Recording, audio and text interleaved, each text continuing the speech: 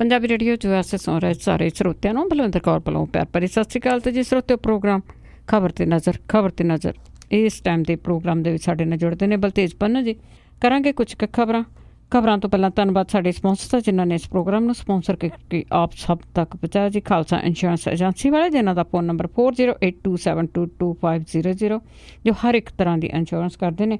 Gurdeep Singh Birdi ਕਲੋਬਸ, ਅਸ਼ਾਨਜੀਤ Singh Kaloti ਜੁੱਬਾ city, Satnam Singh Shergill ਸਾਲਮਾ ਤੋਂ, Bahadur Singh Gill ਫੌਲਰ, Ranveer Singh Rana, Surinder Singh Chauhan, Satnam Singh, Sukhchain Singh ji Bakersfield ਤੋਂ, Karvir Singh Brar Fresno, Chicago pizza with twist ਵਾਲੇ, ਜਿਨ੍ਹਾਂ ਤੋਂ ਹਰ ਇੱਕ ਤਰ੍ਹਾਂ ਦਾ ਪੀਜ਼ਾ ਤੁਸੀਂ ਲੈ ਸਕਦੇ ਹੋ। ਪੀਜ਼ਾ ਆਰਡਰ ਕਰਨ ਲਈ ਵਿਜ਼ਿਟ ਕਰ ਸਕਦੇ ਹੋ www.chicagopizzatwist.com। 10% ਆਫ ਲੈਣ ਲਈ ਇਹਨਾਂ ਦਾ ਕੋਡ 1313। ਆਪ ਸਭ ਦਾ ਹੀ ਬਹੁਤ ਬਹੁਤ ਧੰਨਵਾਦ ਹੈ। ਸਾਡੇ ਨਾਲ ਜੁੜ ਚੁੱਕੇ ਨੇ ਜੀ ਬਲਤੇਜ ਪੰਨੂ ਜੀ। ਸਤਿ ਸ਼੍ਰੀ ਅਕਾਲ, ਸਵਾਗਤ ਹੈ ਜੀ। ਜਲਦੀ ਸਤਿ ਸ਼੍ਰੀ ਅਕਾਲ, ਧੰਨਵਾਦ ਜੀ, ਬਹੁਤ ਮਿਹਰਬਾਨੀ। ਅੱਛਾ ਜੀ, ਸਭ ਤੋਂ ਪਹਿਲਾਂ ਆਪਾਂ ਗੱਲ ਕਰਦੇ ਹਾਂ ਦਿੱਲੀ ਦੀ high command Aam Aadmi party ਦੀ। ਅਤੇ ਇਹ ਸੁਣਿਆ ਗਿਆ ਹੈ ਕਿ ਉਹ ਬਾਗੀ ਜਿਹੜੇ ਉਹਨਾਂ ਦੇ ਕਾਰਕੁਨ ਹੈਗੇ ਆ, ਉਹਨਾਂ 'ਤੇ ਕੋਈ ਵੀ ਕਾਰਵਾਈ ਨਹੀਂ ਹੋਊਗੀ।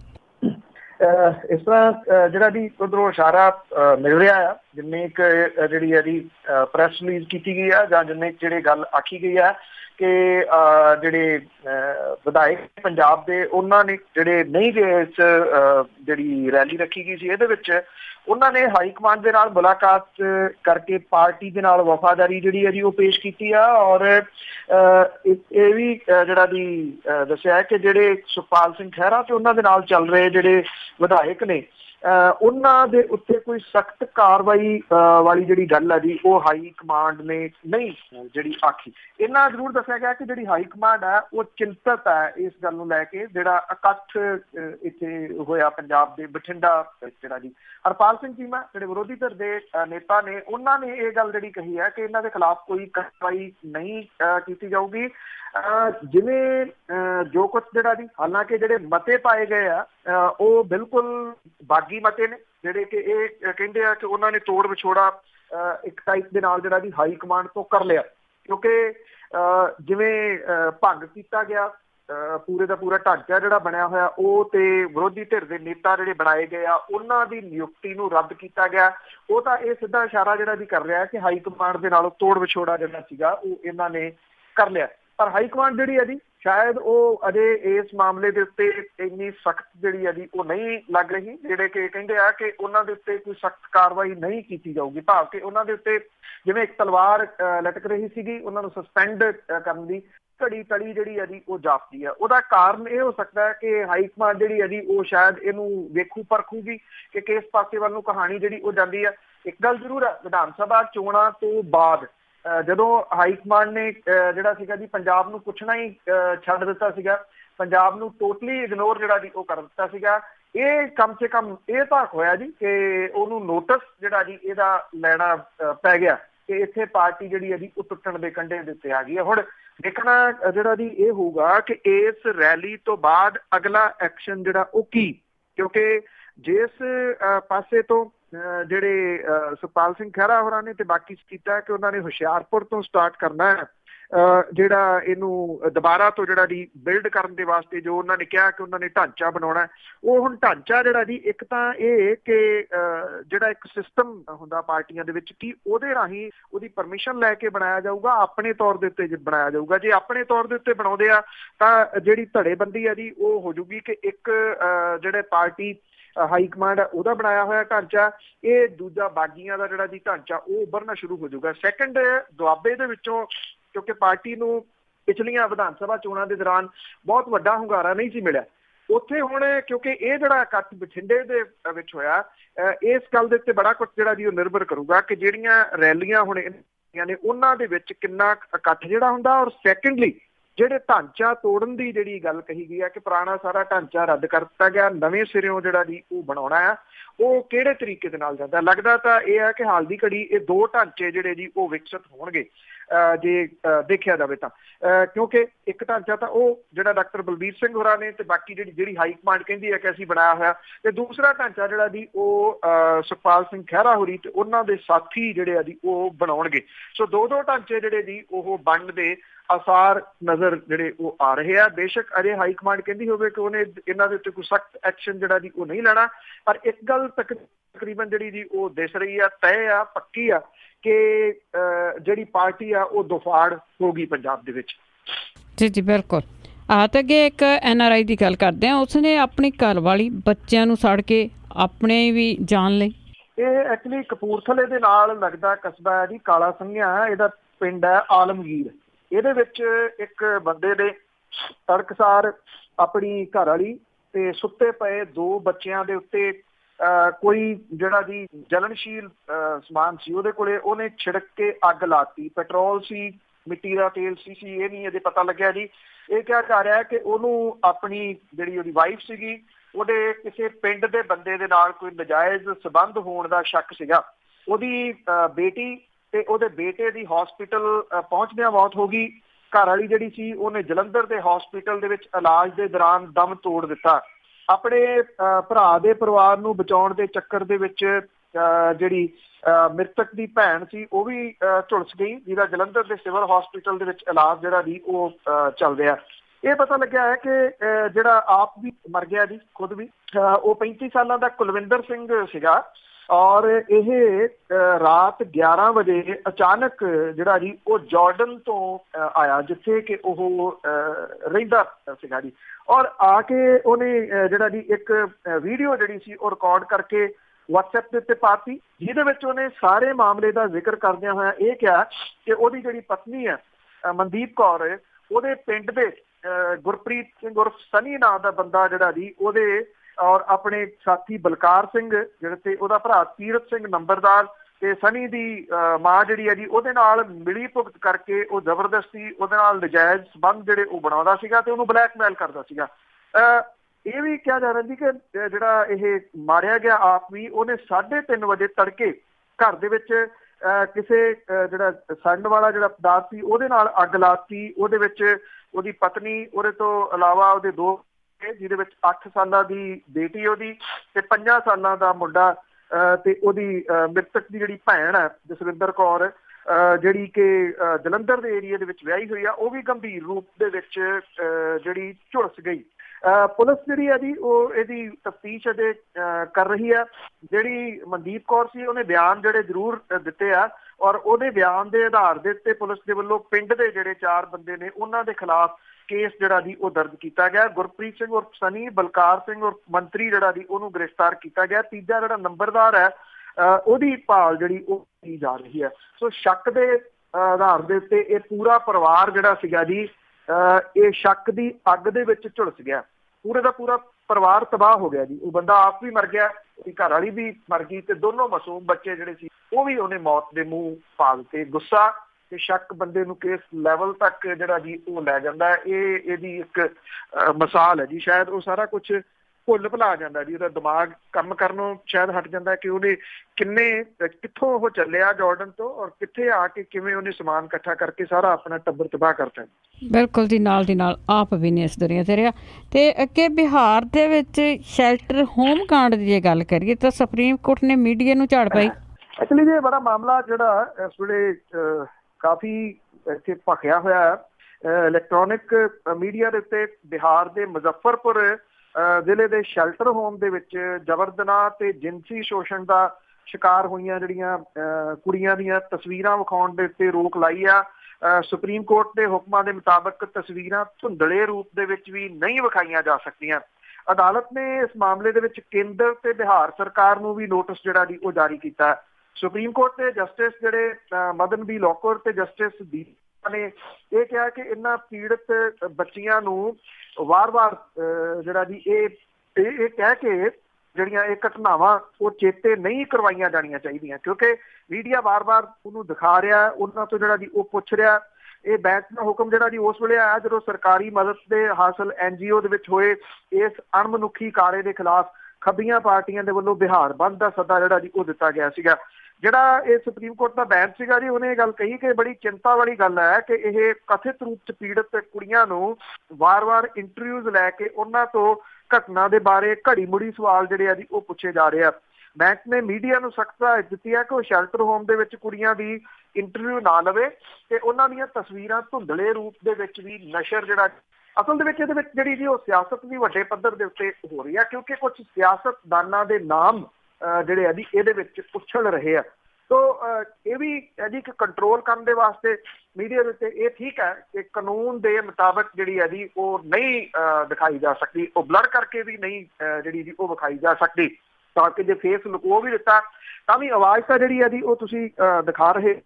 ਕਈ ਵਾਰੀ ਇਹ ਹੈ ਜੀ ਕਿ ਇੱਥੇ ਜਿਹੜਾ ਇਲੈਕਟ੍ਰੋਨਿਕ ਮੀਡੀਆ ਹੈ ਖਾਸ ਤੌਰ ਦੇ ਉੱਤੇ ਉਹ ਆਪਣੇ ਸਰਹੱਦਾਂ ਜਿਹੜੀਆਂ ਜੀ ਉਹ ਟੱਪ ਜਾਂਦਾ, ਉਹ ਭੁੱਲ ਜਾਂਦਾ ਇਸ ਗੱਲ ਨੂੰ ਕਿ ਇਹਦਾ ਅਸਰ ਜਿਹੜਾ ਜੀ ਉਹ ਦੂਸਰੇ ਸਮਾਜ ਦੇ ਉੱਤੇ ਕੀ ਪੈਂਦਾ ਔਰ ਖਾਸ ਤੌਰ ਦੇ ਉੱਤੇ ਜਿਹੜੇ ਇਸ ਤਰ੍ਹਾਂ ਦੀਆਂ ਜਿਹੜੀਆਂ ਪੀੜਤ ਨੇ ਉਹਨਾਂ ਦੇ ਉੱਤੇ ਜਿਹੜਾ ਜੀ ਉਹ ਕੀ ਅਸਰ ਹੁੰਦਾ। ਉਹ ਭਵਿੱਖ ਦੀ ਜਾਂ ਕੱਲ ਦੀ ਪਰਵਾਹ ਕੀਤੇ ਤੋਂ ਬਿਨਾਂ ਅੱਜ ਆਪਣੀ TRP ਜਿਹੜੀ ਆ ਵਧਾਉਣ ਦੇ ਵਾਸਤੇ ਅਕਸਰ ਇਸ ਤਰ੍ਹਾਂ ਦੀਆਂ ਜਿਹੜੀਆਂ ਚੀਜ਼ਾਂ ਨੇ ਉਹਨਾਂ ਨੂੰ ਦਿਖਾਉਂਦਾ ਰਹਿੰਦਾ ਹੈ।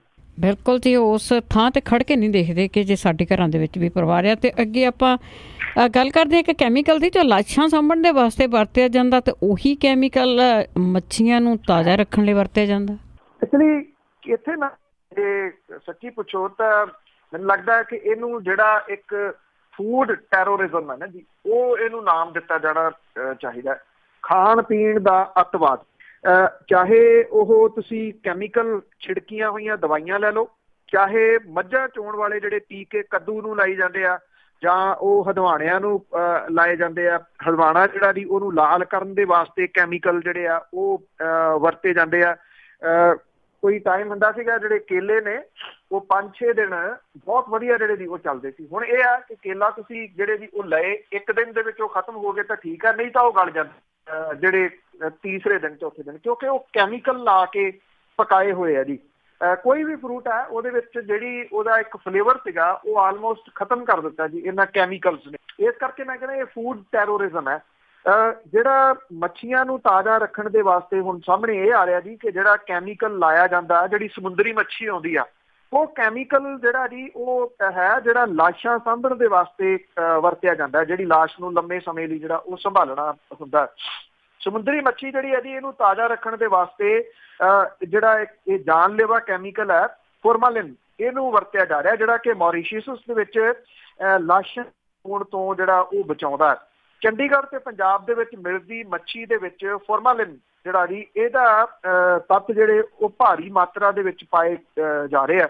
ਇਹ ਕਿਹਾ ਜਾ ਰਿਹਾ ਜੀ ਕਿ ਜਿਹੜੀ ਸਮੁੰਦਰੀ ਮੱਛੀ ਖਾਧੀ ਜਾਂਦੀਆਂ ਮੱਛੀਆਂ ਦੇ ਵਿੱਚ ਜ਼ਹਿਰੀਲੇ ਤੱਤ ਦੀ ਪਰਖ ਦੇ ਵਾਸਤੇ ਕੁਝ ਲੋਕਾਂ ਨੇ ਚੰਡੀਗੜ੍ਹ ਦੀ ਸੈਕਟਰ 21 ਦੇ ਵਿੱਚ ਜਿਹੜੀ ਮਾਰਕੀਟ ਸੀ ਉਹ ਚੋਂ ਮੱਛੀ ਖਰੀਦੀ, ਇਹਨੂੰ ਟੈਸਟਿੰਗ ਦੇ ਵਾਸਤੇ ਖਰੜ ਦੇ ਵਿੱਚ ਸਥਿਤ food and chemical testing laboratory ਦੇ ਵਿੱਚ ਭੇਜਿਆ ਔਰ ਟੈਸਟ ਰਿਪੋਰਟ ਦੇ ਵਿੱਚ ਮੱਛੀ ਦੀਆਂ 2 ਆਮ ਕਿਸਮਾਂ ਮਾਕਰੇਲ ਤੇ ਰੈੱਡ ਸਨੈਪਰ ਜਿਹੜੀ ਹੈ ਜੀ ਇਹਦੇ ਵਿੱਚ ਫੋਰਮਾਲਿਨ ਦਾ ਜ਼ਹਿਰੀਲਾ ਤੱਤ ਜਿਹੜਾ ਸਾਹਮਣੇ ਆਇਆ, ਜਿਹੜਾ ਕਿ ਕੈਂਸਰ ਦਾ ਕਾਰਨ ਬਣਦਾ। ਪੰਜਾਬ ਦੇ ਖੁਰਾਕ ਵਿਸ਼ਲੇਸ਼ਕ ਦੀ ਰਿਪੋਰਟ ਜਿਹੜੀ ਹੈ ਜੀ ਉਹ ਕਹਿੰਦੀ ਹੈ ਕਿ ਮਾਕਰੇਲ ਦੇ ਵਿੱਚ ਵੱਡੀ ਪੱਧਰ ਦੇ ਉੱਤੇ ਇਹ ਕੈਮੀਕਲ ਮਿਲਿਆ ਤੇ ਰੈੱਡ ਸਨੈਪਰ ਦੇ ਵਿੱਚ ਵੀ ਫੋਰਮਾਲਿਨ ਜਿਹੜਾ ਉਹ ਮਿਲਿਆ। ਇਹ ਵੀ ਪਤਾ ਲੱਗੇ ਪਹਿਲੀ ਵਾਰੀ ਨਹੀਂ ਹੈ ਕਿ ਮੱਛੀ ਦੇ ਵਿੱਚ ਫੋਰਮਾਲਿਨ ਮਿਲਿਆ। 2013 ਦੇ ਵਿੱਚ ਪਟਿਆਲੇ ਦੇ ਸਿਵਲ ਸਰਜਨ ਦੇ ਵੱਲੋਂ 4 ਨਮੂਨਿਆਂ ਦੇ ਵਿੱਚ ਵੱਡੀ ਮਾਤਰਾ ਦੇ ਵਿੱਚ ਫੋਰਮਾਲਿਨ ਮਿਲੀ ਸੀਗੀ ਔਰ ਇਹ ਕਿਹਾ ਗਿਆ ਕਿ ਫੋਰਮਾਲਿਨ ਜਿਹੜੀ ਆ ਫੋਰਮਲ ਹਾਈਡਡ ਦਾ ਇੱਕ ਤੱਤ ਹੈ, ਇਹ ਬੜਾ ਖਤਰਨਾਕ ਹੈ, ਇਹਦੀ ਵਰਤੋਂ ਨਾਲ ਕੈਂਸਰ ਹੋਣ ਦਾ ਡਰ ਜਿਹੜਾ ਜੀ ਉਹ ਬਣਿਆ ਰਹਿੰਦਾ। ਜਿਹੜੇ ਇੱਕ ਪ੍ਰੋਫੈਸਰ ਨੇ ਜੀ ਜੂਆਲੋਜੀ ਤੇ এনवायरमेंट ਵਿਭਾਗ ਦੇ, ਉਹ ਇਹ ਕਹਿੰਦੇ ਆ ਕਿ ਇਹ ਕੈਮੀਕਲ ਇੰਨਾ ਖਤਰਨਾਕ ਔਰ ਸ਼ਕਤੀਸ਼ਾਲੀ ਆ ਕਿ 5% ਫੋਰਮਾਲਿਨ ਤੇ 95% ਪਾਣੀ ਦੇ ਨਾਲ ਮੱਛੀ ਨੂੰ ਕਰੀਬ 1 ਸਦੀ ਤੱਕ ਬਚਾ ਕੇ ਜਿਹੜਾ ਜੀ ਉਹ ਰੱਖਿਆ ਜਾ ਸਕਦਾ ਹੈ ਔਰ ਸਰੀਰ ਦੇ ਕਿਸੇ ਵੀ ਅੰਗ ਨੂੰ ਇਹ ਤਬਾਹ ਕਰਨ ਦੇ ਵਾਸਤੇ ਬਹੁਤ ਹੈ ਔਰ ਇਹ ਅੰਤੜੀ ਰੋਗ ਜਿਹੜਾ ਜੀ ਉਹ ਫੈਲਾ ਸਕਦਾ ਹੈ, ਜਿਹਦੇ ਨਾਲ ਸਮੁੱਚਾ ਹਾਜ਼ਮਾ ਪ੍ਰਬੰਧ ਜਿਹੜਾ ਜੀ ਉਹਨੂੰ ਤਬਾਹ ਕੀਤਾ ਜਾ ਸਕਦਾ ਹੈ। ਕਿਉਂਕਿ ਜਿਹੜੀ ਫਿਸ਼ ਹੈ ਉਹ ਸਮਾਗਮਾਂ ਦੇ ਵਿੱਚ, ਵਿਆਹਾਂ ਦੇ ਵਿੱਚ, ਦੂਜੇ ਸਮਾਗਮਾਂ ਦੇ ਵਿੱਚ ਬਹੁਤ ਵੱਡੇ ਪੱਧਰ ਦੇ ਉੱਤੇ ਜਿਹੜੀ ਜੀ ਉਹ ਵਰਤਾਈ ਜਾਂਦੀ ਹੈ, ਭਾਵ ਕਿ ਲਾਗਤ ਬਹੁਤ ਹੈ ਇੱਥੇ ਪੰਜਾਬ ਦੇ ਵਿੱਚ ਔਰ ਇਹ ਸਮੁੰਦਰੀ ਮੱਛੀ ਜਿਹੜੀ ਆ ਉਹਨੂੰ ਫਿਰ ਕੁਝ ਦਿਨ ਸਾਂਭਣ ਲਈ ਜ਼ਿਆਦਾ ਤਰੱਦਦ ਨਾ ਕਰਨਾ ਪਏ, ਨਹੀਂ ਤਾਂ ਅਦਰਵਾਈਜ਼ ਉਹਨੂੰ ਫਰੀਜ਼ ਕਰੋਗੇ ਜਿਹੜਾ ਜੀ ਫਰੀਜ਼ਰ ਦੇ ਵਿੱਚ ਰੱਖੋਗੇ, ਉਹ ਆਪਣਾ ਖਰਚਾ ਜਿਹੜਾ ਜੀ ਉਹ ਬਚਾਉਣ ਦੇ ਵਾਸਤੇ ਉਹਦੇ ਲਈ ਇੱਕ ਕੈਮੀਕਲ ਜਿਹੜਾ ਜੀ ਉਹ ਵਰਤਿਆ ਜਾਂਦਾ, ਜਿਹੜਾ ਮੱਛੀ ਨੂੰ ਤਾਂ ਜਿਹੜਾ ਜੀ ਉਹ ਬਚਾ ਲੈਂਦਾ, ਪਰ ਸ਼ਾਇਦ ਬੰਦਿਆਂ ਨੂੰ ਜਿਹੜਾ ਜੀ ਉਹ ਨਹੀਂ ਬਚਾ ਸਕਦਾ। ਬੇਸ਼ੱਕ ਪੰਜਾਬ ਦੇ ਵਿੱਚ ਫੈਲੇ ਕੈਂਸਰ ਦਾ ਸਿਰਫ ਇਹ ਕਾਰਨ ਨਾ ਹੋਵੇ, ਪਰ ਕਿਤੇ ਨਾ ਕਿਤੇ ਇਹ ਕਾਰਨ ਵੀ ਹੋ ਸਕਦਾ ਜੀ। ਜਿਹੜੀ ਇਹ ਰਿਪੋਰਟ ਆਈ ਹੈ, ਜੇ ਉਹਨੂੰ ਨੇੜਿਓਂ ਘੋਖੀਏ, ਮੈਂ ਤਾਂ ਕਰਕੇ ਕਿਹਾ ਜੀ ਇਹ ਫੂਡ ਟੈਰੋਰਿਜ਼ਮ ਹੈ ਜਿਹੜਾ ਇਸ ਵੇਲੇ ਚੱਲ ਰਿਹਾ ਜੀ। ਤੇ ਅੱਗੇ ਨਵਜੋਤ ਸਿੱਧੂ ਦੀ ਗੱਲ ਕਰਦੇ ਹਾਂ ਕਿ ਬਿਆਨਾਂ ਕਰਕੇ ਤਾਂ ਉਹ ਮੀਡੀਆ ਦੇ ਵਿੱਚ ਬਹੁਤ ਰਹਿੰਦੇ ਆ, ਮੰਨੀ ਬੇਸ਼ੱਕ ਉਹਨਾਂ ਦੀ ਨਹੀਂ ਜਾਂਦੀ। ਉਹਨਾਂ ਨੇ ਹੁਣ ਇੱਕ ਬਿਆਨ ਦਿੱਤਾ ਕਿ ਬਾਦਲਾਂ ਦੀ ਜਾਇਦਾਦ ਜ਼ਬਤ ਹੋਣੀ ਚਾਹੀਦੀ ਹੈ। ਦੇਖੋ, ਨਵਜੋਤ ਸਿੰਘ ਸਿੱਧੂ ਹੋਰੀ ਤਾਂ ਲਗਾਤਾਰ ਜਿਹੜਾ ਦੀ ਉਹ ਬੋਲ ਰਹੇ ਆ, ਚਾਹੇ ਉਹ ਹਵਾਈ ਝੂਟਿਆਂ ਦੀ ਗੱਲ ਹੋਵੇ 121 ਕਰੋੜ ਰੁਪਏ ਦੀ, ਚਾਹੇ ਉਹ ਪਿਛਲੀ ਸਰਕਾਰ ਦੇ ਵੱਲੋਂ ਜਿਹੜਾ ਮੀਡੀਆ ਦੇ ਉੱਤੇ ਖਰਚਿਆ ਗਿਆ ਅੰਨਾ ਪੈਸਾ ਸੀਗਾ, ਜਿਹੜਾ ਖਾਸ ਤੌਰ ਦੇ ਉੱਤੇ ਇਲੈਕਸ਼ਨ ਵਰ੍ਹੇ ਦੇ ਦੌਰਾਨ ਕਰੋੜਾਂ ਤੋਂ ਜਿਹੜਾ ਜੀ ਉਹ ਟੱਪ ਗਿਆ। ਪਰ ਜਦੋਂ ਉਹਦੀ ਗੱਲ ਜਾਂਦੀ ਹੈ ਜੀ ਮੁੱਖ ਮੰਤਰੀ ਸਾਹਿਬ ਤੱਕ, ਤੁਸੀਂ ਕਿਤੇ ਵੀਡੀਓ ਦੇਖਣਾ, ਜਦੋਂ ਕੋਈ ਪੱਤਰਕਾਰ ਸਵਾਲ ਕਰਦਾ ਉਹਨਾਂ ਨੂੰ ਕਿ ਸਿੱਧੂ ਸਾਹਿਬ ਨੇ ਆਹ ਗੱਲ ਜਿਹੜੀ ਹੈ ਜੀ ਉਹ ਉਠਾਈ ਆ, ਅਜੇ ਅੱਧਾ ਕੁ ਸਵਾਲ ਹੋਇਆ ਹੁੰਦਾ, ਮੁੱਖ ਮੰਤਰੀ ਸਾਹਿਬ ਪਹਿਲਾਂ ਹੀ ਸਿਰ ਫੇਰ ਦਿੰਦੇ ਆ ਵੀ ਨਹੀਂ ਨਹੀਂ ਇਹ ਨਹੀਂ। ਤੋ ਪਰ ਉਹ ਸਿੱਧੂ ਸਾਹਿਬ ਜਿਹੜੇ ਸੀ ਉਹ ਬੋਲੀ ਜਾ ਰਹੇ ਆ। ਉਹਨਾਂ ਨੇ ਫਿਰ ਜਿਹੜਾ ਜੀ ਇੱਕ ਬਾਦਲ ਪਰਿਵਾਰ ਦੇ ਉੱਤੇ ਤਾਜ਼ਾ ਹੱਲਾ ਬੋਲਿਆ ਔਰ ਸਾਬਕਾ ਉਪ ਮੁੱਖ ਮੰਤਰੀ ਸੁਖਬੀਰ ਸਿੰਘ ਬਾਦਲ ਹੋਰਾਂ ਦੇ ਵਿਰੁੱਧ ਫੌਜਦਾਰੀ ਕੇਸ ਦਰਜ ਕਰਨ ਤੇ ਉਹਦੀ ਜਾਇਦਾਦ ਜ਼ਬਤ ਕਰਨ ਦੀ ਮੰਗ ਜਿਹੜੀ ਹੈ ਜੀ ਉਹ ਕੀਤੀ ਆ। ਉਹਨਾਂ ਨੇ ਇਹ ਕਿਹਾ ਕਿ ਮੁੱਖ ਮੰਤਰੀ ਜਿਹੜੇ ਨੇ ਉਹਨਾਂ ਦੇ ਵੱਲੋਂ ਕਿਸੇ ਵੀ ਸਿਆਸਤਦਾਨ ਜਾਂ ਅਫਸਰ ਵੱਲੋਂ ਕੀਤੇ ਭ੍ਰਿਸ਼ਟਾਚਾਰ ਵਿਰੁੱਧ ਕਾਰਵਾਈ ਨੂੰ ਬਦਲਾਖੋਰੀ ਨਾਲ ਜੋੜਨਾ ਠੀਕ ਨਹੀਂ ਹੈ। ਉਹਨਾਂ ਮੁੱਖ ਮੰਤਰੀ ਦੇ ਵੱਲੋਂ ਅਕਾਲੀਆਂ ਦੇ ਖਿਲਾਫ ਕਾਰਵਾਈ ਨਾ ਕਰਨ ਦੀ ਦਲੀਲ ਨੂੰ ਰੱਦ ਕੀਤਾ। ਨਵਜੋਤ ਸਿੰਘ ਸਿੱਧੂ ਹੋਰਾਂ ਨੇ ਕਿਹਾ ਕਿ ਜੇ ਬਾਦਲ ਪਰਿਵਾਰ ਦੀ ਲੁੱਟ ਸੰਬੰਧੀ ਮੁੱਖ ਮੰਤਰੀ ਕੋਈ ਕਾਰਵਾਈ ਨਹੀਂ ਕਰਦੇ ਤਾਂ ਉਹਨਾਂ ਦੀ ਮਰਜ਼ੀ, ਪਰ ਉਹ ਆਪ ਉਹਨਾਂ ਨੇ ਕਿਹਾ ਕਿ ਪਿਛਲੇ ਇੱਕ ਦਹਾਕੇ ਦੌਰਾਨ ਹੋਈਆਂ ਬੇਨਿਯਮੀਆਂ ਤੇ ਭ੍ਰਿਸ਼ਟਾਚਾਰ ਸੰਬੰਧੀ ਆਵਾਜ਼ ਜਿਹੜੀ ਆ ਉਹ ਬੁਲੰਦ ਕਰਦੇ ਰਹਿਣਗੇ। ਨਵਜੋਤ ਸਿੰਘ ਸਿੱਧੂ ਹੋਰਾਂ ਨੇ ਪ੍ਰੈਸ ਕਾਨਫਰੰਸ ਦੇ ਵਿੱਚ ਜਿਹੜੀ ਹੈ ਜੀ ਇਹ ਗੱਲ ਕਹੀ ਹੈ ਕਿ ਮੁੱਖ ਮੰਤਰੀ ਹੋਰਾਂ ਦੀ ਗੱਲ ਮੰਨਣੀ ਉਹਨਾਂ ਦੀ ਨੈਤਿਕ ਜ਼ਿੰਮੇਵਾਰੀ ਹੈ, ਪਰ ਇਹਦਾ ਅਰਥ ਇਹ ਵੀ ਨਹੀਂ ਹੈ ਕਿ ਉਹ ਆਪਣੀ ਜ਼ਮੀਰ ਵੇਚਣ। ਨਵਜੋਤ ਸਿੰਘ ਸਿੱਧੂ ਨੇ ਕਿਹਾ ਕਿ ਲੋਕਾਂ ਨੇ ਕਾਂਗਰਸ ਨੂੰ ਵੋਟਾਂ ਗੁੰਗੇ ਬਣਨ ਲਈ ਨਹੀਂ ਪਾਈਆਂ, ਸਗੋਂ ਕਿਸੇ ਆਸ ਦੇ ਨਾਲ ਪਾਈਆਂ ਸੀਗੀਆਂ। ਜੇ ਉਹ ਆਪਣੇ ਵਾਅਦੇ ਨਹੀਂ ਨਿਭਾਉਂਦੇ ਤਾਂ ਇਤਿਹਾਸ ਜਿਹੜਾ ਉਹ ਮੁਆਫ ਨਹੀਂ ਕਰੂਗਾ। ਉਹਨਾਂ ਨੇ ਇਹ ਵੀ ਕਿਹਾ ਕਿ ਦਹਾਕੇ ਦੇ ਦੌਰਾਨ ਸਰਕਾਰੀ ਅਹੁਦੇ ਤੇ ਬੈਠੇ ਜਿਹੜੇ ਵੀ ਬੰਦੇ ਨੇ ਵਿਸ਼ੇਸ਼ ਕਰਕੇ ਸਰਕਾਰੀ ਖਜ਼ਾਨੇ ਨੂੰ ਲੁੱਟਿਆ ਉਹਦੇ ਵਿਰੁੱਧ ਕਾਰਵਾਈ ਹੋਣੀ ਚਾਹੀਦੀ ਆ। ਸਥਾਨਕ ਸਰਕਾਰਾਂ ਬਾਰੇ ਉਹਨਾਂ ਨੇ ਕਿਹਾ ਕਿ ਜਦੋਂ ਪੰਜਾਬ ਦੇ ਹਿੱਤਾਂ ਦੀ ਗੱਲ ਹੋਵੇ ਤਾਂ ਬਦਲਾਖੋਰੀ ਗੱਲ ਕਹਿ ਕੇ ਟਾਲਿਆ ਨਹੀਂ ਜਾ ਸਕਦਾ। ਨਵਜੋਤ ਸਿੰਘ ਸਿੱਧੂ ਨੇ ਕਿਹਾ ਕਿ 130 ਕਰੋੜ ਰੁਪਏ ਜਹਾਜ਼ਾਂ ਦੇ ਝੂਟੇ ਲੈਣ ਲਈ ਉਡਾ ਦਿੱਤੇ, ਫਿਰ ਇਹਦੀ ਜਾਂਚ ਕਿਉਂ ਨਹੀਂ ਹੋਣੀ ਚਾਹੀਦੀ। ਰਾਹੁਲ ਗਾਂਧੀ ਹੋਰਾਂ ਦੇ ਨਾਲ ਕੀ ਮੁਲਾਕਾਤ ਹੋਈ, ਇਹਦੇ ਵਿੱਚ ਉਹਨਾਂ ਨੇ ਕਿਹਾ ਕਿ ਉਹ ਕਿਸੇ ਦੀ ਸ਼ਿਕਾਇਤ ਕਰਨ ਨਹੀਂ ਗਏ, ਬਲਕਿ ਉਹਨਾਂ ਦੀਆਂ ਸ਼ਿਕਾਇਤਾਂ ਹਾਈ ਕਮਾਂਡ ਤੱਕ ਕੀਤੀਆਂ ਜਾਂਦੀਆਂ ਨੇ। ਬਿਕਰਮ ਸਿੰਘ ਮਜੀਠੀਆ ਖਿਲਾਫ ਕਾਰਵਾਈ ਜਿਹੜਾ ਦੀ ਉਹ ਕਰਨ ਦੀ ਮੰਗ ਉਹਨਾਂ ਨੇ ਕਿਹਾ ਕਿ ਉੱਥੇ ਉਹ ਕਰਕੇ ਆਏ ਨੇ। ਇਹ ਵੀ ਜਿਹੜੀ ਦੀ ਉਹਨਾਂ ਨੇ ਗੱਲ ਕਹੀ ਕਿ ਉਹ ਅੱਗੋਂ ਜਿਹੜਾ ਜੀ ਇਹਦੇ ਸੰਬੰਧੀ ਉਠਾਉਂਦੇ ਰਹਿਣਗੇ ਮਾਮਲਾ। ਇਹਦੇ ਵਿੱਚ ਉਹਨਾਂ ਨੇ ਇਹ ਵੀ ਕਿਹਾ ਕਿ ਉਹਨਾਂ ਨੂੰ ਜਿਹੜਾ ਪਾਕਿਸਤਾਨ ਦਿਆ ਗਿਆ, ਇਮਰਾਨ ਖਾਨ ਹੋਰਾਂ ਨੇ ਸੱਦਾ ਦਿੱਤਾ, ਜਿਹੜੇ ਕੁਝ ਸਾਬਕਾ ਕ੍ਰਿਕਟ ਖਿਡਾਰੀ ਨੇ, ਉਹਨਾਂ ਨੇ ਕਿਹਾ ਕਿ ਇਹਦੇ ਵਾਸਤੇ ਉਹ ਜਿਹੜੇ ਜੀ ਖੁਸ਼ ਨੇ ਕਿ ਉਹਨਾਂ ਨੂੰ ਸੱਦਿਆ ਗਿਆ ਔਰ ਜੇ ਪਰਮਿਸ਼ਨ ਮਿਲਦੀ ਆ ਤੇ ਉਹ ਜਾਣਗੇ ਜ਼ਰੂਰ। ਉਹਨਾਂ ਨੇ ਕਿਹਾ ਕਿ ਜਿਹੜੀ ਵਿਦੇਸ਼ ਨੀਤੀ ਆ ਭਾਰਤ ਦੀ ਉਹਦਾ ਉਹ ਸਤਿਕਾਰ ਕਰਦੇ ਆ, ਜੇ ਉਹਨਾਂ ਨੂੰ ਪਰਮਿਸ਼ਨ ਮਿਲੀ ਤਾਂ ਉਹ ਜ਼ਰੂਰ ਪਾਕਿਸਤਾਨ ਦੇ ਵਿੱਚ 11 ਤਰੀਕ ਨੂੰ ਜਿਹੜਾ ਸਹੁੰ ਚੁੱਕ ਸਮਾਗਮ ਹੋ ਰਿਹਾ ਉਹਦੇ ਵਿੱਚ ਜਾਣਗੇ, ਜਿੱਥੇ ਕਿ ਇਹ ਫੈਸਲਾ ਜਿਹੜੇ ਇਮਰਾਨ ਖਾਨ ਨੇ ਉਹਨਾਂ ਦੇ ਵੱਲੋਂ ਲਿਆ ਗਿਆ ਕਿ ਕਿਸੇ ਮੁਲਕ ਦੇ ਵਿਦੇਸ਼ੀ ਸਿਆਸਤਦਾਨ ਨੂੰ ਨਹੀਂ ਇਹਦੇ ਵਿੱਚ ਸੱਦਿਆ ਜੀ। ਬਿਲਕੁਲ, ਉਹਨਾਂ ਨੇ ਸਾਬਕਾ ਖਿਡਾਰੀਆਂ ਨੂੰ ਸੱਦਣ ਦੀ ਮੇਰੇ ਖਿਆਲ ਕੋਸ਼ਿਸ਼ ਕੀਤੀ ਆ। ਤੇ ਅੱਗੇ ਆਪਾਂ ਬਰਗਾੜੀ ਕਾਂਡ ਦੀ ਜੇ ਗੱਲ ਕਰੀਏ, ਜਿਹੜੀ ਉਹ ਰਿਪੋਰਟ ਆਈ ਆ, ਬੇਸ਼ੱਕ ਉਹ ਰੈਲੀਆਂ ਦੇ ਵਿੱਚ ਰਿਪੋਰਟ ਹੀ ਰੁਲ ਗਈ ਆ, ਦੱਬ ਹੋ ਕੇ ਰਹਿ ਗਈ ਆ, ਪਰ ਕਾਂਗਰਸ ਦੇ ਅੰਦਰੋਂ ਹੀ ਸਰਕਾਰ ਤੇ ਕਾਰਵਾਈ ਕਰਨ ਲਈ ਦਬਾਅ। ਐਕਚੁਅਲੀ ਜੀ ਇਹ ਜਿਹੜੀ ਰੁਲਤਾ ਨਹੀਂ ਜਿਹੜਾ ਜੀ ਉਹ ਲੱਗੀ, ਜਿਹੋ ਜਿਹੇ ਜਿਸ ਤਰੀਕੇ ਨਾਲ ਤੁਰ ਰਹੀ ਹੈ। ਹਾਂ, ਤੁਹਾਡੀ ਇਹ ਗੱਲ ਜ਼ਰੂਰ ਠੀਕ ਹੈ ਜੀ ਕਿ ਜਿਹੜੀ ਆਹ ਸੁਖਪਾਲ ਸਿੰਘ ਖਹਿਰਾ ਹੋਰਾਂ ਦੇ ਧੜੇ ਦੇ ਵੱਲੋਂ ਜਿਹੜੀ ਰੈਲੀ ਕੀਤੀ ਗਈ ਆ, ਇਹ ਨਾ ਇੱਕ ਦੋ ਚੀਜ਼ਾਂ ਇਸ ਤਰ੍ਹਾਂ ਦੀਆਂ ਜਿਹੜੀਆਂ ਦੀ ਜ਼ਰੂਰ ਉੱਭਰੀਆਂ, ਜਿਹਦੇ ਕਰਕੇ ਇਹ ਰਿਪੋਰਟ ਜਿਹੜੀ ਜੀ ਉਹ ਦਬ ਗਈ ਇਹ ਕਹਿ ਸਕਦੇ ਹੋ। ਟੈਂਪਰੇਰੀ ਦਬੀ ਹੈ ਜਾਂ ਜਿਹੜੀ ਇਹਦੀ ਪੱਕੀ ਦਬ ਜਾਊਗੀ ਇਹ ਤਾਂ ਸ਼ਾਇਦ ਜਿਹੜਾ ਜੀ ਉਹ ਸਮਾਂ ਦੱਸੂਗਾ। ਜਿਹੜੇ ਸਾਬਕਾ ਮੰਤਰੀ ਨੇ ਅਕਾਲੀ ਆਗੂ ਬਿਕਰਮ ਸਿੰਘ ਮਜੀਠੀਆ ਹੋਰੀ ਹੁਸ਼ਿਆਰਪੁਰ ਦੇ ਵਿੱਚ ਹੀ ਕੱਲ ਉਹ ਇਹ ਕਹਿੰਦੇ ਕਿ ਇਹ Ranjit Singh commission fraud commission ਹੈ। ਉਹ ਜੇ ਇਹ ਫਰਾਡ ਕਮਿਸ਼ਨ ਹੈ ਤੇ ਜਸਟਿਸ ਜੋਰਾ ਸਿੰਘ ਕਮਿਸ਼ਨ ਕੀ, ਉਹਦਾ ਵੀ ਪਤਾ ਜਿਹੜਾ ਜੀ ਉਹ ਕਰ ਲੈਣਾ ਚਾਹੀਦਾ। ਫਿਰ ਉਹ ਰਿਪੋਰਟ ਕਿਉਂ ਨਾ ਜਿਹੜੀ ਲਾਗੂ ਕੀਤੀ ਪਿਛਲੇ ਸਰਕਾਰ ਹੋਇਆ।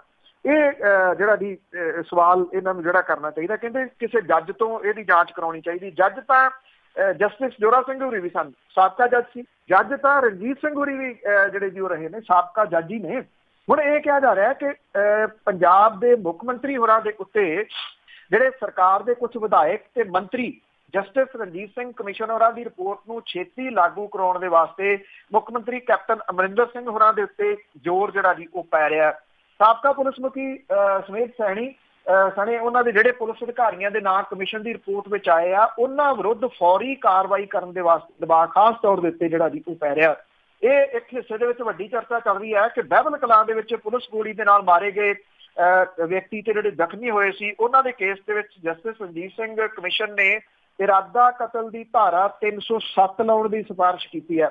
ਇਹ ਹਿੱਸਾ ਇਹ ਕਹਿੰਦਾ ਹੈ ਕਿ 307 ਨਹੀਂ 2 ਲੱਗੇ, ਕਤਲ ਦੀ ਧਾਰਾ ਜਿਹੜੀ ਹੈ ਜੀ ਉਹ ਲੱਗਣੀ ਚਾਹੀਦੀ ਹੈ।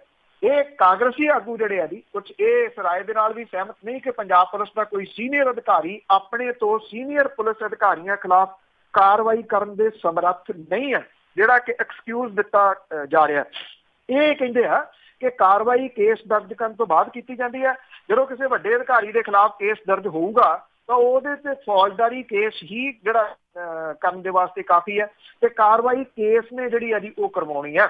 ਜਿਹੜਾ ਪਿਛਲੀ ਸਰਕਾਰ ਦੇ ਕਾਰਜਕਾਲ ਦੇ ਦੌਰਾਨ ਪੰਜਾਬ ਦੇ ਸਾਬਕਾ ਪੁਲਿਸ ਮੁਖੀ SS ਵਿਰਕ ਨੂੰ ਆਮਦਨ ਦੇ ਨਾਲੋਂ ਵੱਧ ਜਾਇਦਾਦ ਬਣਾਉਣ ਦੇ ਮਾਮਲੇ ਦੇ ਵਿੱਚ ਗ੍ਰਿਫਤਾਰ ਕੀਤਾ ਗਿਆ ਸੀ, ਭਾਵੇਂ ਕਿ ਬਾਅਦ ਦੇ ਵਿੱਚ ਉਹਨਾਂ ਦੇ ਖਿਲਾਫ ਦੋਸ਼ ਸਾਬਤ ਨਹੀਂ ਹੋਏ, ਅਦਾਲਤ ਨੇ ਉਹਨਾਂ ਨੂੰ ਬਰੀ ਕਰਤਾ। ਇਹ ਕਹਿ ਰਿਹਾ ਕਿ ਜੇ ਸਾਬਕਾ DGP ਨੂੰ ਸੂਬੇ ਦੀ ਪੁਲਿਸ ਜਿਹੜੀ ਉਹ ਗ੍ਰਿਫਤਾਰ ਕਰ ਸਕਦੀ ਹੈ ਤੇ ਜਿਨ੍ਹਾਂ ਅਧਿਕਾਰੀਆਂ ਦੇ ਖਿਲਾਫ ਇਰਾਦਾ ਕਤਲ ਦਾ ਕੇਸ ਦਰਜ ਹੋ ਗਿਆ ਉਹਨਾਂ ਨੂੰ ਗ੍ਰਿਫਤਾਰ ਕਿਉਂ ਨਹੀਂ ਕੀਤਾ ਜਿਹੜਾ ਜੀ ਉਹ ਜਾ ਸਕਦਾ। ਉਧਰ ਜਿਹੜਾ ਇਹ ਕਿਹਾ ਜਾ ਰਿਹਾ ਜੀ ਕਿ ਵਿਧਾਨ ਸਭਾ ਦਾ ਸੈਸ਼ਨ ਜਿਹੜਾ ਜੀ ਉਹ ਲੇਟ ਹੋ ਸਕਦਾ ਹੈ, ਕਿਉਂਕਿ ਇੱਕ ਹਿੱਸਾ ਇਹਦਾ ਮਿਲਿਆ, ਅਜੇ 3 ਰਿਪੋਰਟਾਂ ਜਿਹੜੀਆਂ ਜੀ ਉਹ ਹੋਰ ਆਉਣੀਆਂ ਨੇ ਤੇ ਸਰਕਾਰ ਨੇ ਕਮਿਸ਼ਨ ਨੂੰ ਛੇਤੀ ਰਿਪੋਰਟ ਦੇਣ ਦੇ ਵਾਸਤੇ ਜਿਹੜਾ ਜੀ ਉਹ ਕਿਹਾ। ਪਹਿਲਾਂ 17 ਅਗਸਤ ਨੂੰ ਸੰਭਾਵੀ ਰੂਪ ਦੇ ਵਿੱਚ ਸੈਸ਼ਨ ਸੀਗਾ। ਹੁਣ ਇਹ ਕਮਿਸ਼ਨ ਦੀਆਂ ਰਿਪੋਰਟਾਂ ਦੇ ਉੱਤੇ ਦਾਰੋਮਦਾਰ ਹੈ ਬਹੁਤਾ ਕਿ ਕਦੋਂ ਇਹ ਸਾਰੀਆਂ ਆਉਂਦੀਆਂ ਨੇ ਤੇ ਕਦੋਂ ਸੈਸ਼ਨ ਜਿਹੜਾ ਜੀ ਉਹ ਸੱਦਿਆ ਜਾਂਦਾ। ਸ਼ਾਇਦ ਕਿਤੇ ਨਾ ਕਿਤੇ ਲਮਕਾਉਣ ਦੀ ਕੋਸ਼ਿਸ਼ ਆ, ਪਰ ਇਹ ਇੱਕ ਜਿਹੜੀ ਜੀ ਉਹ ਚੰਗੀ ਗੱਲ ਹੈ ਕਿ ਜਿਹੜੇ ਅੰਦਰੋਂ ਸਰਕਾਰ ਦੇ ਜਿਹੜੇ ਕੁਝ ਮੰਤਰੀ ਤੇ ਜਿਹੜੇ ਵਿਧਾਇਕ ਨੇ ਜੀ ਉਹ ਲਗਾਤਾਰ ਜਿਹੜਾ ਦਬਾਅ ਬਣਾ ਰਹੇ ਆ ਔਰ ਤਾਂ ਕਿ ਇਹ ਜਿਹੜੀ ਰਿਪੋਰਟ ਹੈ ਇਹਦੇ ਉੱਤੇ ਕਮ ਸੇ ਕਮ ਕਾਰਵਾਈ ਜਿਹੜੀ ਜੀ ਉਹ ਹੋ ਸਕੇ। ਚਲੋ ਇੱਕ ਗੱਲ ਤੇ ਚੰਗੀ ਹੋਈ ਨਾ ਇਸ ਪਾਰਟੀ ਦੇ ਵਿੱਚ ਵੀ ਅੰਦਰੋਂ ਦਬਾਅ ਪੈਣਾ ਸ਼ੁਰੂ ਹੋ ਗਿਆ। ਤੇ ਅੱਗੇ ਆਪਾਂ ਗੱਲ ਕਰਦੇ ਕਿ ਕਈ ਮੰਤਰੀ ਸੰਤਰੀ ਆ ਜਾਂ ਹੋਰ ਵੱਡੀਆਂ ਪੋਜੀਸ਼ਨਾਂ ਵਾਲੇ ਆ ਘਟਾਲੇ ਕਰਕੇ ਉਹ ਫਸ ਜਾਂਦੇ ਕਿਤੇ, ਪਰ ਵਿਜੀਲੈਂਸ ਦੀ ਅਣਗਹਿਲੀ ਕਰਕੇ ਉਹ ਬਚ ਜਾਂਦੇ। ਤੇ ਇਸੇ ਦਾ ਸਬੂਤ ਇੱਕ ਤੋਤਾ ਸਿੰਘ। ਦੇਖੋ ਜੀ, ਐਕਚੁਅਲੀ ਪਿਛਲੇ ਦਿਨਾਂ ਦੇ ਵਿੱਚ ਜਦੋਂ ਤੋਤਾ ਸਿੰਘ ਹੋਰੀ ਜਿਹੜੇ ਆ ਜੀ ਉਹ ਬਰੀ ਹੋਏ ਆ ਤਾਂ ਉਦੋਂ ਬਾਅਦ ਸਵਾਲ ਜਿਹੜੇ ਜੀ ਉਹ ਉੱਠਣੇ ਕੁਝ ਸ਼ੁਰੂ ਹੋ ਗਏ। ਉਹ ਸਵਾਲ ਜਿਹੜੇ ਜੀ ਇਸ ਕਰਕੇ ਉੱਠਣੇ ਸ਼ੁਰੂ ਹੋਏ ਕਿ ਜਿਹੜੇ ਬਾਕੀ ਨਾਲ ਦੇ ਸੀਗੇ ਉਹਨਾਂ ਨੂੰ ਸਾਰਿਆਂ ਨੂੰ ਸਜ਼ਾ ਹੋ ਗਈ, ਉਹਨਾਂ ਨੂੰ ਜੁਰਮਾਨਾ ਵੀ ਜਿਹੜਾ ਜੀ ਹੋ ਗਿਆ, ਪਰ ਜਿਹੜਾ ਤੋਤਾ ਸਿੰਘ ਹੋਰੀ ਸੀ ਸਿਰਫ ਉਹ ਨਵੇਕਲੇ ਜਿਹੜੇ ਜੀ ਉਹ ਕੱਢ ਲਏ ਗਏ। ਪੰਜਾਬ ਵਿਜੀਲੈਂਸ ਬਿਊਰੋ ਦੇ ਵੱਲੋਂ ਆਪਣੇ ਹੱਥ ਖੜੇ ਕਰਨ ਕਰਕੇ ਸਾਬਕਾ ਸਿੱਖਿਆ ਮੰਤਰੀ ਤੋਤਾ ਸਿੰਘ ਹੋਰਾਂ ਦੇ ਬਰੀ ਹੋਣ ਦਾ ਰਾਹ ਪੱਧਰਾ ਜਿਹੜਾ ਜੀ ਉਹ ਹੋਇਆ। ਬਾਦਲ ਵਜ਼ਾਰਤ ਦੇ ਵੇਲੇ ਵਿਜੀਲੈਂਸ ਨੇ 10 ਅਕਤੂਬਰ 16 ਨੂੰ ਤੋਤਾ ਸਿੰਘ ਵਿਰੁੱਧ ਦਰਜ ਭ੍ਰਿਸ਼ਟਾਚਾਰ ਦਾ ਕੇਸ ਖਤਮ ਕਰਨ ਦੇ ਵਾਸਤੇ ਮੁਹਾਲੀ ਅਦਾਲਤ ਦੇ ਵਿੱਚ ਅਰਜ਼ੀ ਦਾਇਰ ਕੀਤੀ ਸੀ। ਹਾਲਾਂਕਿ ਮਹੀਨੇ ਬਾਅਦ ਜੱਜ ਨੇ 9 ਨਵੰਬਰ ਨੂੰ ਵਿਜੀਲੈਂਸ ਦੀ ਇਹ ਅਰਜ਼ੀ ਜਿਹੜੀ ਉਹ ਖਾਰਜ ਕਰ ਦਿੱਤੀ, ਪਰ ਬੀਤੇ ਦਿਨੀ ਕੇਸ ਦੀ ਸੁਣਵਾਈ ਦੇ ਦੌਰਾਨ ਖੁੱਲੀ ਅਦਾਲਤ ਦੇ ਵਿੱਚ ਵਧੀਕ ਜ਼ਿਲ੍ਹਾ ਸੈਸ਼ਨ ਜੱਜ ਜਿਹੜੇ ਸੀਗੇ ਉਹਨਾਂ ਨੇ ਡਾਇਰੈਕਟਰ ਪ੍ਰੋਸੀਕਿਊਸ਼ਨ ਵਿਜੇ ਸਿੰਗਲਾ ਦੀਆਂ ਦਲੀਲਾਂ ਦੇ ਨਾਲ ਸਹਿਮਤ ਹੁੰਦਿਆਂ ਅਕਾਲੀ ਆਗੂ ਨੂੰ ਬਰੀ ਕਰਤਾ ਜੀ। ਕੁਝ ਦਿਨ ਪਹਿਲਾਂ ਵਿਜੀਲੈਂਸ ਦੇ ਵੱਲੋਂ ਭ੍ਰਿਸ਼ਟਾਚਾਰ ਮਾਮਲੇ ਦੇ ਵਿੱਚ ਮੁੱਖ ਮੰਤਰੀ ਸਣੇ ਜਿਹੜੇ 15 ਜਣਿਆਂ ਨੂੰ ਬਰੀ ਕੀਤਾ ਗਿਆ। ਇਸੇ ਤਰੀਕੇ ਦੇ ਨਾਲ ਸਾਬਕਾ ਮੁੱਖ ਮੰਤਰੀ ਪ੍ਰਕਾਸ਼ ਸਿੰਘ ਬਾਦਲ, ਉਪ ਮੁੱਖ ਮੰਤਰੀ ਸੁਖਬੀਰ ਸਿੰਘ ਬਾਦਲ, ਕਈ ਹੋਰ ਜਿਹੜੇ ਜੀ ਉਹ ਬਰੀ ਹੋਏ ਨੇ। ਇਹਨਾਂ ਮਾਮਲਿਆਂ ਦੇ ਵਿੱਚ ਵਿਜੀਲੈਂਸ ਦੀ ਕਾਰਗੁਜ਼ਾਰੀ ਦੇ ਉੱਤੇ ਪ੍ਰਸ਼ਨ ਚਿੰਨ੍ਹ ਜਿਹੜਾ ਜੀ ਉਹ ਲੱਗ ਰਿਹਾ। ਮੁੱਖ ਮੰਤਰੀ ਹੋਰਾਂ ਦੇ ਖੁਦ ਆਪਣੇ ਮਾਮਲੇ ਦੇ ਵਿੱਚ ਮੀਡੀਆ ਦੇ ਅੱਗੇ ਇਹ ਖੁਲਾਸਾ ਕਰ ਚੁੱਕੇ ਆ ਕਿ ਵਿਜੀਲੈਂਸ ਦੇ ਵੱਲੋਂ ਜ਼ਿਆਦਾਤਰ ਸਿਆਸਤਦਾਨਾਂ ਤੇ ਸਿਆਸੀ ਦਬਾਅ ਕਾਰਨ ਝੂਠੇ ਕੇਸ ਦਰਜ ਜਿਹੜੇ ਆ ਜੀ ਉਹ ਕੀਤੇ ਜਾਂਦੇ ਆ। ਪਿਛਲੀ ਕਾਂਗਰਸ ਸਰਕਾਰ ਵੇਲੇ ਪੰਜਾਬ ਵਿਜੀਲੈਂਸ ਦੇ ਵੱਲੋਂ ਸਿੱਖਿਆ ਬੋਰਡ ਦੇ ਵਿੱਚ 134 ਕਲਰਕ ਤੇ ਹੈਲਪਰਾਂ ਦੀ ਭਰਤੀ ਘੁਟਾਲੇ ਦੇ ਸੰਬੰਧੀ 14 ਜੂਨ 2002 ਨੂੰ ਤੋਤਾ ਸਿੰਘ ਸਣੇ ਸਕੂਲ ਬੋਰਡ ਦੇ ਸਾਬਕਾ ਸਕੱਤਰ ਜਗਜੀਤ ਸਿੰਘ, ਸਾਬਕਾ ਡਿਪਟੀ ਡਾਇਰੈਕਟਰ ਪਵਿੱਤਰਪਾਲ ਕੌਰ, ਚੇਅਰਮੈਨ ਰਹੇ ਅਮਰ ਸਿੰਘ ਭਰਤੀ ਕਮੇਟੀ ਦੇ ਮੈਂਬਰ ਕਰਨਲ ਜੋਰਾ ਸਿੰਘ ਖਿਲਾਫ ਜਿਹੜਾ ਜੀ ਇਹ ਕੇਸ ਦਰਜ ਕੀਤਾ ਗਿਆ ਸੀਗਾ। ਔਰ ਇਹ ਉਸੇ ਹੀ ਕੜੀ ਦੇ ਵਿੱਚ ਇਹਨੂੰ ਜਿਹੜਾ ਜੀ ਉਹ ਦੇਖਿਆ ਜਾ ਰਿਹਾ, ਜਿਸ ਕੜੀ ਦੇ ਵਿੱਚ ਪੰਜਾਬ ਦੇ ਮੁੱਖ ਮੰਤਰੀ ਕੈਪਟਨ ਅਮਰਿੰਦਰ ਸਿੰਘ ਹੁਰੀ ਬਰੀ ਹੋ ਗਏ। ਇਹਦੇ ਵਿੱਚ ਇਦੋਂ ਪਹਿਲਾਂ ਤੁਸੀਂ ਪਿੱਛੇ ਚੱਲ ਜਾਓ, ਪ੍ਰਕਾਸ਼ ਸਿੰਘ ਬਾਦਲ ਹੁਰੀ, ਸੁਖਬੀਰ ਸਿੰਘ ਬਾਦਲ ਹੁਰੀ ਜਿਹੜਾ ਜੀ ਉਹ ਬਰੀ ਹੋ ਗਏ। ਤੋ ਇਹ ਉਸੇ ਹੀ ਕੜੀ ਦੇ ਵਿੱਚ ਹੈ ਕਿ ਪਹਿਲਾ ਕੇਸ ਜਿਹੜਾ ਜੀ ਉਹ ਦਰਜ ਕਰ ਲਓ, ਮੁੜ ਕੇ ਜਦੋਂ ਸਾਰਾ ਕੁਝ ਬਦਲ ਗਿਆ ਫਿਰ ਪੈਰ ਜਿਹੜੇ ਆ ਉਹ ਪਿਛਾ ਖਿੱਚ। ਬਿਲਕੁਲ ਜੀ, ਇਹ ਸਾਰਾ ਕੁਝ ਲੀਡਰਾਂ ਦੇ ਲਈ ਆ। ਤੇ ਅੱਗੇ ਆਪਾਂ ਗੱਲ ਕਰਦੇ ਪੰਜਾਬ ਦੇ ਵਿੱਚ ਠੱਗ ਟਰੈਵਲ ਏਜੰਟ ਆ, ਉਹਨਾਂ ਦਾ ਮੁੱਦਾ ਰਾਜ ਸਭਾ ਦੇ ਵਿੱਚ ਉੱਠਿਆ। ਸਮੇਂ-ਸਮੇਂ ਤੇ ਜਿਹੜਾ ਜੀ ਉੱਠਦਾ ਰਿਹਾ। ਅੱਜ ਕੱਲ ਜਿਹੜਾ ਜੀ ਇਹ ਕੁਝ ਜ਼ਿਆਦਾ ਫੇਰ ਚਰਚਿਤ ਹੈ, ਖਾਸ ਤੌਰ ਦੇ ਉੱਤੇ ਜਿਹੜੇ ਮਿਡਲ ਈਸਟ ਦੇ ਵਿੱਚ ਨਾ ਜੀ ਜਿਹੜੀਆਂ ਇੱਥੋਂ ਔਰਤਾਂ ਜਿਹੜੀਆਂ ਨੇ ਉਹ ਲਿਜਾ ਕੇ ਉੱਥੇ ਕੰਮਕਾਰ ਦੇ ਵਾਸਤੇ ਜਿਹੜੀਆਂ ਉਹਨਾਂ ਨੂੰ ਢੋਇਆ ਜਾ ਰਿਹਾ, ਜਿਹੜੇ ਉੱਥੋਂ ਦੇ ਬਾਸ਼ਿੰਦੇ ਨੇ ਉਹਨਾਂ ਦੇ ਵਾਸਤੇ, ਔਰ ਉਹਨਾਂ ਦੇ ਪਾਸਪੋਰਟ ਤੇ ਡਾਕੂਮੈਂਟ ਜਿਹੜੇ ਉਹ ਲੁਕੋ ਲਏ ਜਾਂਦੇ ਆ। ਅਕਸਰ ਇਹ ਚੀਜ਼ਾਂ ਜਿਹੜੀਆਂ ਜੀ ਉਹ ਸਾਹਮਣੇ ਆਉਂਦੀਆਂ ਨੇ। ਪੰਜਾਬ ਦੇ ਵਿੱਚ ਜਿਹੜੇ ਠੱਗ ਟਰੈਵਲ ਏਜੰਸੀਆਂ ਨੇ ਉਹਨਾਂ ਦੇ ਵੱਲੋਂ ਗੈਰ ਕਾਨੂੰਨੀ ਤਰੀਕੇ ਦੇ ਨਾਲ ਜਿਹੜਾ ਜੀ ਇਹਨਾਂ ਨੂੰ ਵਿਦੇਸ਼ ਭੇਜਣ ਦੀ ਸਮੱਸਿਆ ਦਾ ਮੁੱਦਾ ਰਾਜ ਸਭਾ ਦੇ ਵਿੱਚ ਉੱਠਿਆ। ਇਸ ਵਿੱਚ ਜਿਹੜੇ ਉਸ ਵਿਦਿਆਰਥੀ ਵੀ ਆਏ ਆ। ਭਾਜਪਾ ਦੇ ਸ਼ਵੇਤ ਮਲਿਕ ਨੇ ਜਿਹੜਾ ਜੀ ਜਿਹੜੇ ਪੰਜਾਬ ਦੇ ਫਰਜ਼ੀ ਟਰੈਵਲ ਏਜੰਸੀਆਂ ਦੀ ਗਿਣਤੀ ਜਿਹੜੀ ਆ ਉਹ ਅਚਾਨਕ ਵਧਣ ਦਾ ਮੁੱਦਾ ਜਿਹੜਾ ਜੀ ਉਹ ਚੁੱਕਿਆ, ਔਰ ਇਹਦੀ ਜਾਂਚ ਦੀ ਜਿਹੜੀ ਉਹ ਮੰਗ ਕੀਤੀ। ਇਹ ਕਿਹਾ ਗਿਆ ਜੀ ਕਿ ਸਿਰਫ 1100 ਰਜਿਸਟਰਡ ਟਰੈਵਲ ਏਜੰਟ ਨੇ, ਜਦੋਂ ਕਿ ਪੂਰੇ ਰਾਜ ਦੇ ਵਿੱਚ ਫਰਜ਼ੀ ਏਜੰਸੀਆਂ ਦੀ ਭਰਮਾਰ। ਇਹਨਾਂ ਦੇ ਵੱਲੋਂ ਵੱਡੀ ਗਿਣਤੀ ਦੇ ਵਿੱਚ ਲੋਕਾਂ ਨੂੰ ਨੌਕਰੀ ਦਿਵਾਉਣ ਦੇ ਨਾਂ ਦੇ ਉੱਤੇ ਪਨਾਮਾ ਤੇ ਇਰਾਕ ਦੇ ਵਿੱਚ ਹੋਰ ਦੇਸ਼ਾਂ ਦੇ ਵਿੱਚ ਜਿਹੜਾ ਜੀ ਉਹ ਭੇਜਿਆ ਜਾ ਰਿਹਾ। ਜਿਹੜੇ ਪ੍ਰਤਾਪ ਸਿੰਘ ਬਾਜਵਾ ਹੋਰਾਂ ਨੇ ਵੀ ਜਿਹੜਾ ਜੀ ਇਸ ਮਾਮਲੇ ਦੇ ਉੱਤੇ ਜਿਹੜੇ ਹੋਰ ਰਾਜਾਂ ਤੋਂ ਡਾਕਟਰ, ਇੰਜੀਨੀਅਰ ਤੇ ਪੇਸ਼ੇਵਰ ਲੱਖਾਂ ਜਿਹੜੇ ਲੋਕ ਆ ਜਾ ਰਹੇ ਆ ਜੀ, ਉਹਨਾਂ ਨੇ ਵੀ ਇੱਕ ਰਿਪੋਰਟ ਦਾ ਹਵਾਲਾ ਦਿੱਤਾ ਕਿ ਇਕੱਲੇ ਪੰਜਾਬ 'ਚੋਂ ਪੜ੍ਹਾਈ ਕਰਕੇ ਨੌਕਰੀ ਕਰਨ ਲਈ ਵਿਦੇਸ਼ ਜਾਣ ਵਾਲੇ ਬੱਚਿਆਂ ਦੇ ਮਾਪੇ ਇਹਨਾਂ ਦੀ ਪੜ੍ਹਾਈ ਦੇ ਉੱਤੇ 27,000 ਕਰੋੜ ਰੁਪਈਆ ਜਿਹੜਾ ਜੀ ਉਹ ਖਰਚ ਕਰਦੇ ਆ। ਔਰ ਉਹਨਾਂ ਨੇ ਇਹ ਵੀ ਕਿਹਾ ਕਿ ਇੱਕ ਰਾਸ਼ਟਰੀ ਨੀਤੀ ਬਣਾ ਕੇ ਰੁਜ਼ਗਾਰ ਦੇ ਮੌਕੇ ਜਿਹੜੇ ਆ ਜੀ ਉਹ ਮੁਹੱਈਆ ਕਰਵਾਏ ਜਾਣੇ ਚਾਹੀਦੇ ਆ।